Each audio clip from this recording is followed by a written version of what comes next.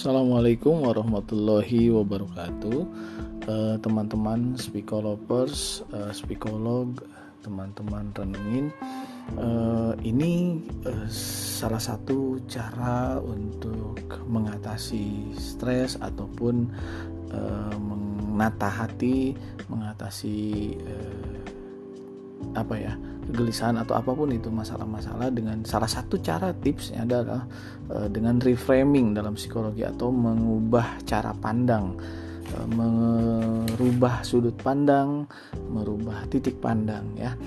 Saya akan sampaikan dengan sebuah cerita kisah nyata. Jadi ceritanya ada seorang ibu rumah tangga yang memiliki 4 anak laki-laki. Semua urusan dia pegang, urusan belanja, cucian, makan, kebersihan, kerapian rumah itu ditanganinya dengan baik. Rumah tampak selalu rapi, bersih dan teratur. Suami serta anak-anaknya sangat menghargai pengabdian si ibu ini. Cuma ada satu masalah. Ibu yang pembersih ini sangat tidak suka kalau karpet di rumahnya kotor. Ia bisa meledak dan marah berkepanjangan hanya gara-gara melihat jejak sepatu di atas karpet. Dan suasana tidak enak ini akan berlangsung seharian. Padahal dengan 4 anak laki-laki di rumah, hal ini mudah sekali terjadi dan sangat menyiksanya. Atas saran keluarganya, ia pergi menemui seorang psikolog bernama Virginia Satir. Kemudian dia menceritakan masalahnya. Setelah mendengarkan cerita sang ibu dengan penuh perhatian, Virginia Satir tersenyum dan berkata kepada sang ibu, "Ibu, harap tutup mata ibu dan bayangkan apa yang akan saya katakan."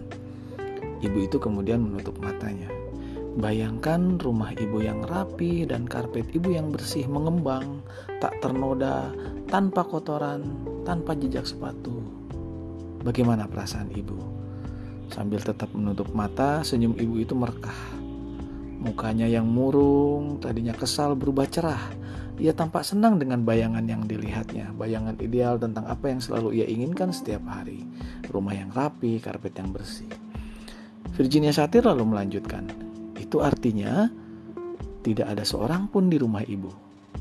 Tidak ada suami, tidak ada anak-anak, tak terdengar gurau canda dan tawa ceria mereka. Rumah ibu sepi dan kosong tanpa orang-orang yang ibu kasihi." Seketika itu muka ibu itu berubah keruh, senyumnya langsung menghilang, napasnya langsung mengandung isak.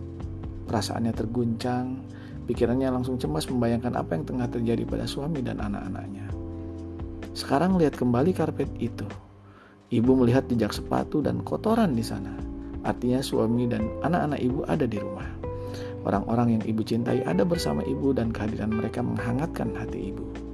Ibu itu mulai tersenyum kembali, ia merasa nyaman dengan visualisasi tersebut. Sekarang bukalah mata ibu. Ibu itu membuka matanya. Bagaimana? Apakah karpet kotor masih menjadi masalah buat ibu? Ibu itu tersenyum dan menggelengkan kepalanya. Aku tahu maksud Anda.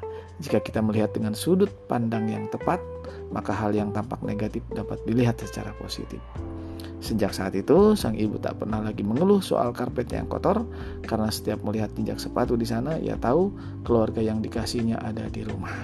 Kisah di atas adalah kisah nyata tentang bagaimana membingkai ulang sudut pandang kita sehingga sesuatu yang tadinya negatif menjadi positif. Salah satunya adalah dengan mengubah sudut pandang. Mengubah sudut pandang adalah bagian dari cara kita bersyukur. Jadi mari kita bersyukur untuk istri kita yang mengatakan malam ini hanya makan mie instan, karena itu artinya istri kita bersama kita, bukan dengan orang lain. Kita bersyukur untuk suami yang hanya duduk malas di sofa nonton TV, karena itu artinya ia berada di rumah, bukan di tempat malam atau begadang dan lain sebagainya. Kita bersyukur untuk anak-anak yang ribut mengeluh tentang banyak hal, karena itu artinya mereka di rumah dan tidak jadi anak jalanan. Kita bersyukur untuk sampah dan kotoran yang banyak sekali yang harus kita bersihkan, karena itu artinya keluarga kita banyak orang-orang yang datang yang membuat sampah itu. Kemudian kita bersyukur untuk pakaian yang mulai kesempitan, karena itu artinya kita cukup makan. Kita bersyukur untuk rasa lelah, capek, dan penat di penghujung hari, karena itu artinya kita masih mampu bekerja keras. Kita bersyukur untuk semua kritik yang kita dengar tentang pemerintah, tentang apapun, karena itu artinya masih ada kebebasan berpendapat. Kita bersyukur untuk bunyi alarm keras jam 6, jam 5 yang membangunkan kita, karena itu artinya kita masih terbangun dan masih hidup. Terima kasih, sehat selalu, salam sehat jiwa.